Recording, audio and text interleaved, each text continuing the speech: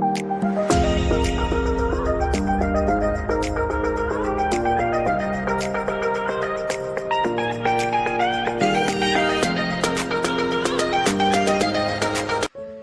عليكم ومرحبا بكم في فيديو جديد اللي غادي نتعرفوا فيه على الدرس ديال لي زاكسيون ميكانيك.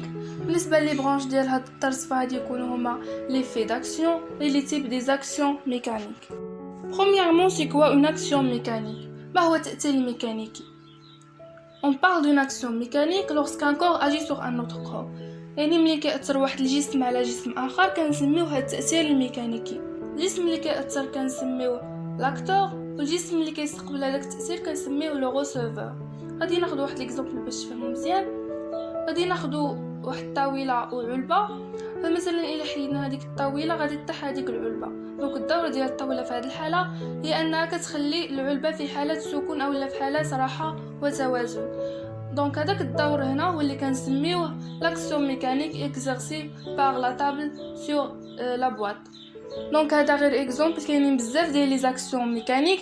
بالنسبه لهاد لاكسيون ميكانيك on dit que c'est une action mécanique exercée par la table sur la boîte. le receveur في هذه الحاله هي la boîte et la table هي l'acteur.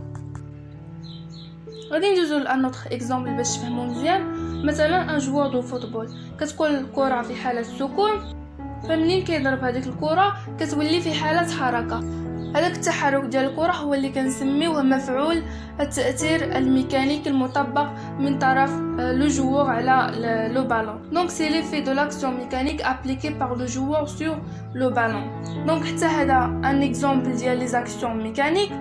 باش تفهموا مزيان كاينه لاكسيون ميكانيك وكاينه ليفي دو لاكسيون ميكانيك.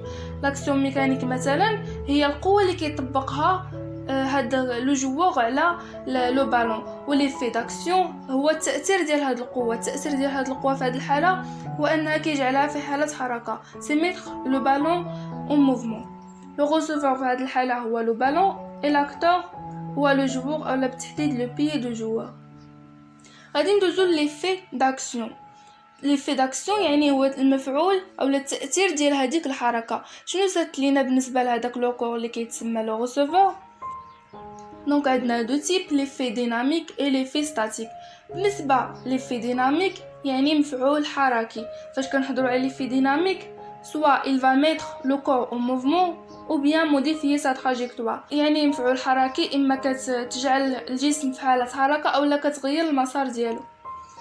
غادي نبداو بلو بروميير اكزامبل اللي هو mettre un corps en mouvement. مثلا الا خدينا واحد لو فيل وجرينا به هاد لا بواط. Donc l'action mécanique c'est l'action exercée par le fil sur la boîte et l'effet c'est mettre la boîte en mouvement. ثاني تيب ديال المفعول الحركي effet ديناميك اللي هو modifier sa trajectoire. مثلا واحد الكره اللي جايه من واحد المسار معين بحال هذا المسار، فمين غادي تقيس لا راكيت غادي تمشي في واحد الاتجاه اخر اللي هو مغاير على اولا واحد المسار اخر اللي هو مغاير على المسار اللي كانت عليه في الاول. Donc تاني تيب ليفي داكسيون اللي هو ليفي ستاتيك، soit mettre un corps au repos ou bien de fermer un corps. بالنسبه لميتر ان كور او روبو فهو المثال اللي شفنا في الاول، يعني كتخليه في حاله سكون، فإلا ما كانش هذيك لا طابل فغادي تسقط هذيك لا بواط. يعني هذا غير مثال، فيعني اون فوا تسمع ميتر ان كور او روبو فيعني كتخليه في حاله راحه او سكون. دي فورمي ان كور يعني كتشوه الشكل ديالو. مثلا هنا هاد لا بوتي اولا ملي كتضغط على واحد لابونج فكيتغير الشكل ديالها اولا كيتشوه الشكل ديالها. دونك هنا لي في سي ديفورمي انكور. نزيدو دابا لي تيب دي زاكسيون ميكانيك. اون فوا كنهضروا على لي تيب دو كونتاكت اي ا ديستانس. بالنسبه لدو كونتاكت فكتكون عندنا ان اكسيون ميكانيك دو كونتاكت لوكاليزي، يعني البلاصه فاش كيأثر هاد لو فيل على لو كلو كتكون عباره عن نقطه واحده، يعني اسباس لوكال، شي حاجه اللي نقطه واحده اولا يعني شي حاجه اللي بونكتويل. دونك دو كونتاكت ريبارتي يعني شي حاجه اللي موزعه. بحال هاد ليكزامبل كيكون التاثير على واحد المساحه، مثلا ان سيركل ولا ان كاري ولا ان ريكتانغل، يعني كيكون على مجموعه ديال النقط في هذاك لوكو.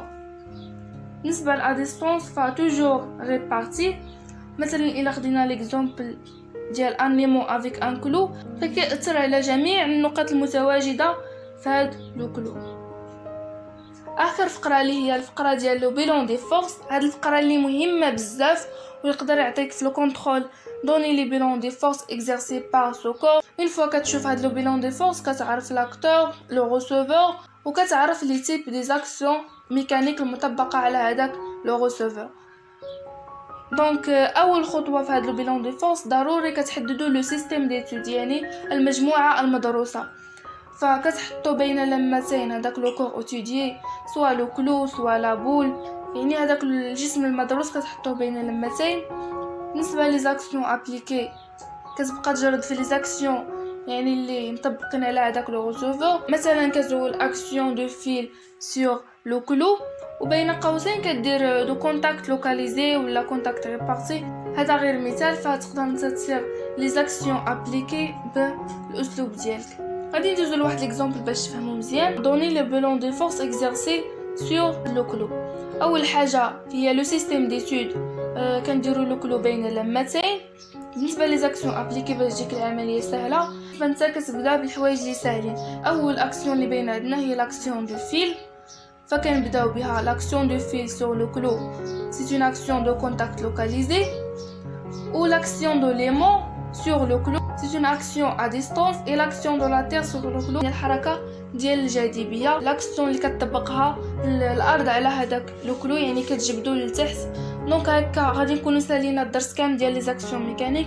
نحاولوا نديروا واحد الملخص لهذا الشيء كامل اللي شفنا في هذه الحصه.